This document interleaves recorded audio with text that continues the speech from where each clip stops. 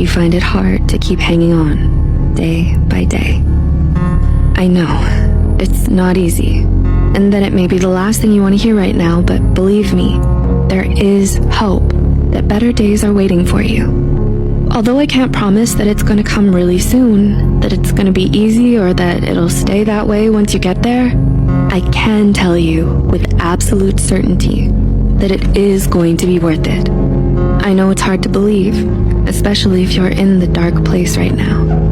But you aren't alone, and there are people out there that you can reach out to. Some days, it may feel impossible to listen to anything but the loneliness, grief, and fear that's haunting you. But letting yourself be happy doesn't mean lying to yourself about how you feel. You don't have to fight all the bad things you feel, or pretend like they aren't there, because you have the power to decide if it's really worth caring more about than the things that make you happy.